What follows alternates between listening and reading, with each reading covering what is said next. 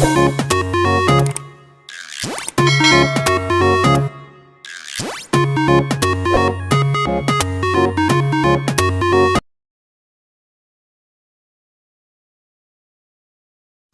Students, आशा करती हूँ कि आप सारे लोग बहुत अच्छे होंगे और सारे ही अपने घर में एकदम से सुरक्षित होंगे। वेलकम टू किरण आदि शिक्षा। यहाँ पर हम स्टडी करने वाले हैं एनसीईआरटी क्लास 9 का चैप्टर नंबर 1 जिसका नाम है नंबर सिस्टम। इसकी मैं पहले 2 वीडियोस बना चुकी हूँ। पहली वीडियो में मैंने बेसिक्स के बारे में बताया था, दूसरी वीडियो में मैंने एक्सरसाइज नंबर 1.1 कराई थी और आज हम थर्ड वीडियो में एक्सरसाइज नंबर 1.2 करेंगे। उससे पहले मुझे आपको कुछ चीज़ें समझानी भी है, पर मैं ये वीडियो शुरू करूँ, ये टॉपिक शुरू करूँ इससे पहले मैं आपको बता दूँ, अगर आपने प्रीवियस 2 इंपॉर्टेंट वीडियोस इसकी नहीं देखी है तो फटाफट से चैनल को सब्सक्राइब कीजिए। वहाँ पर आप जो है सब्सक्राइब करने के बाद 9th क्लास के प्लेलिस्ट को विजिट कर पाएंगे, जहाँ पर आपको इस चैप्टर की प्रीवियस 2 वीडियोस मिल जाएंगी। और उन्हें देखना इसलिए ज़रूरी है कि चैप्टर स्टार्टिंग से समझ में नहीं आया अगर, तो ये अगला टॉपिक भी आपको समझ में नहीं आएगा, ठीक है। साथ ही साथ आप अपने दोस्तों के साथ इसको शेयर कर सकते हैं, क्योंकि ये बिल्कुल मुफ्त है, इसका कोई भी चार्ज नहीं है और ज़्यादा से ज़्यादा लोग इससे फ़ायदा लेंगे तो ये मेरे लिए मोटिवेशन होगा। हम शुरू करते हैं।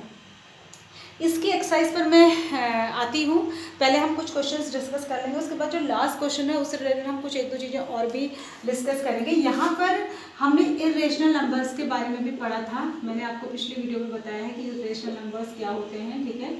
इरेशनल नंबर्स के बारे में हमने पढ़ा था और इरेशनल नंबर को समझने के लिए हमको डेसिमल एक्सपेंशन पढ़ना पड़ा था, ठीक है। डेसिमल एक्सपेंशन भी हमने पढ़ा था, जो 3 तरीके के होते हैं। मैंने आपको बताया था terminating decimal, non terminating recurring या रिपीटिंग डेसिमल और non terminating non repeating decimal. और मैंने पहले इसमें बताया था कि पहले 2 केस में जो नंबर होते हैं वो रेशनल होते हैं, वो रेशनल की पहचान है। और जो थर्ड केस होता है non terminating and non recurring या नॉन रिपीटिंग डेसिमल, वो इरेशनल होता है, ठीक है। ये आपको मैंने रिवाइज करा दिया एक बार ब्रीफ में। अब इसके जो पहला क्वेश्चन है, फर्स्ट का जो फर्स्ट पार्ट है, उसमें ये कह रहा है every irrational number is a real number. देखिए मैंने आपको बताया था कि जो रियल नंबर होते हैं, नंबर लाइन पे जितने भी नंबर होते हैं, ठीक है, रियल नंबर्स, ये जो नंबर लाइन पे जितने भी नंबर होते हैं, नंबर लाइन पर जितने भी नंबर होते हैं वो रियल नंबर्स होते हैं, ठीक है। जो नंबर लाइन आप बनाते हैं तो वो 2 ही तरीके के होते हैं, उनको 2 ही पार्ट्स में डिवाइड किया जाता है। एक होते हैं रेशनल और दूसरे होते हैं इरेशनल, ठीक है। 2 ही तरीके के नंबर लाइन में होते हैं, ठीक है। तो अब ये कह रहा है, अब यहाँ से समझिए, कह रहा है कि every irrational number is real number. तो ये कह रहा है every irrational number is real number, is it true और फॉल्स? इट इज ट्रू, क्योंकि ये इसी के अंदर तो आ रहा है, इरेशनल और रेशनल रियल के ही अंदर आते हैं, तो हर इरेशनल नंबर रियल नंबर होगा, पूछ रहा है ये, तो यस, ठीक है। तो पहले का आंसर हो जाएगा यस या फिर ट्रू। हर रेशनल नंबर जो है वो रियल नंबर होता है। अगर ऐसा इसने पूछा होता कि every rational number is real number तो भी ट्रू होता, ठीक है। अब सेकंड पे आइए, इसका दूसरा जो है वो कह रहा है every point on the number line is in the form of √m, ठीक है। तो ये कह रहा है कि नंबर लाइन पर जितने भी नंबर होते हैं उसे किसी ना किसी दूसरे नंबर का स्क्वायर रूट लिखा जा सकता है। जैसे ये मैं यहाँ बना देती हूँ, ये नंबर लाइन है, ठीक है। इसमें 0 होता है, +1 +2 +3 और इधर को माइनस वाले नंबर भी होते हैं।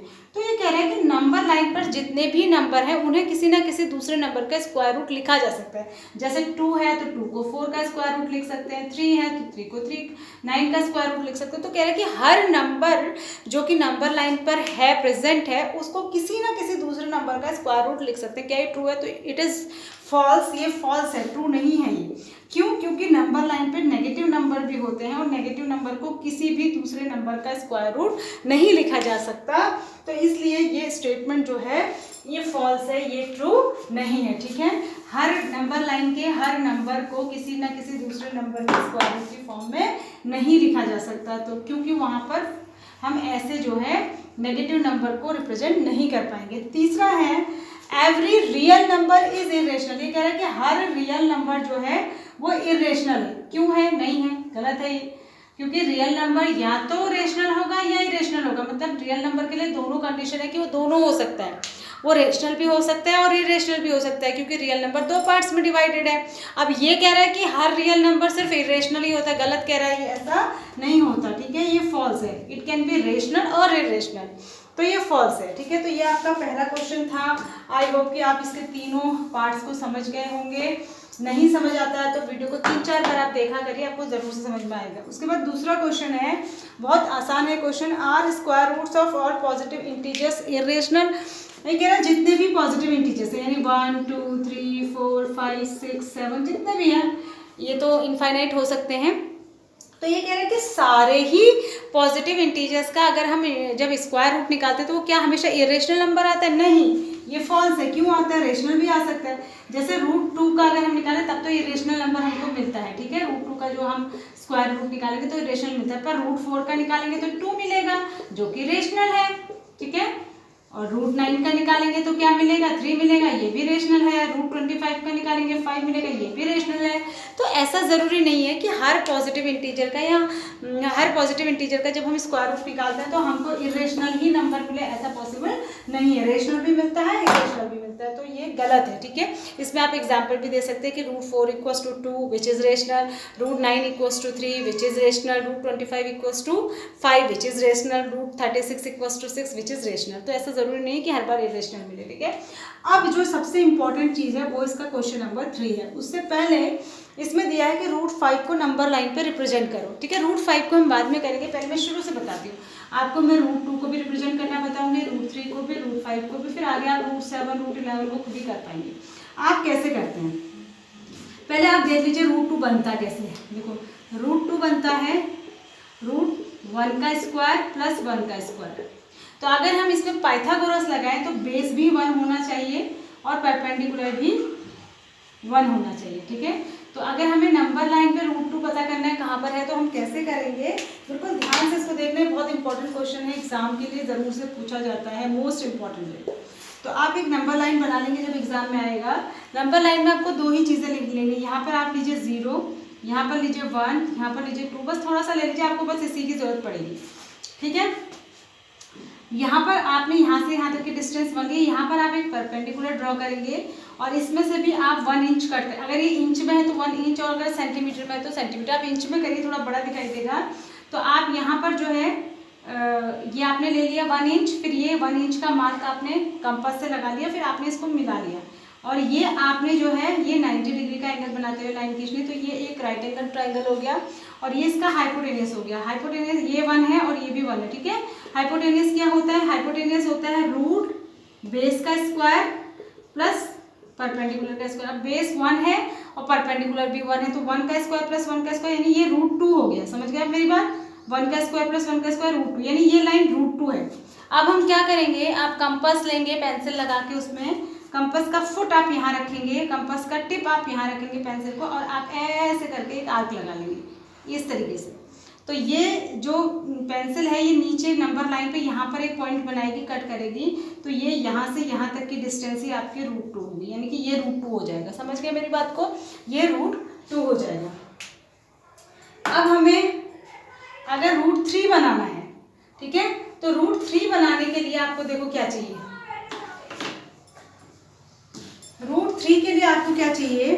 √3 के लिए √3 होता है 2 + 1, ठीक है। रूट के अंदर 2 + 1, और 2 कैसे मिलेगा? 2 मिलेगा जब हम √2 का स्क्वायर करेंगे, क्योंकि √2 का स्क्वायर 2 होता है प्लस 1 का स्क्वायर, यानी कि √2 का स्क्वायर प्लस 1 का स्क्वायर। तो अब जो आपको ये √2 मिला, ध्यान दीजिए, ये √2 है ना, इतना तो आपको √3 बनाने के लिए √2 तो आपको बनाना ही पड़ेगा, लेकिन ये नहीं करेंगे, आप मार्क नहीं करेंगे।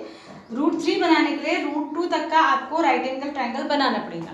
उसके बाद जहाँ पर ये पॉइंट है यहाँ पर आप फिर से एक परपेंडिकुलर खींचेंगे ऐसे, यहाँ इस वाली लाइन से 90 डिग्री बनाते हुए, ठीक है। ये √2 है, ये √2 की लाइन है हाइपोटेनियस, इस पर एक 90 डिग्री का एंगल बनाते हुए आप एक और लाइन खींचेंगे और इसमें से फिर आप 1 इंच कट करेंगे, ये 1 हो जाएगा, ये √2 है। तो ये जो इसका हाइपोटेनियस हो जाएगा, ये कितना हो जाएगा? ये हो जाएगा √2 का स्क्वायर प्लस 1 का स्क्वायर। रूट के अंदर पाइथागोरस लगाए ना, बेस का स्क्वायर प्लस परपेंडिकुलर का स्क्वायर। बेस √2 है, परपेंडिकुलर 1 है।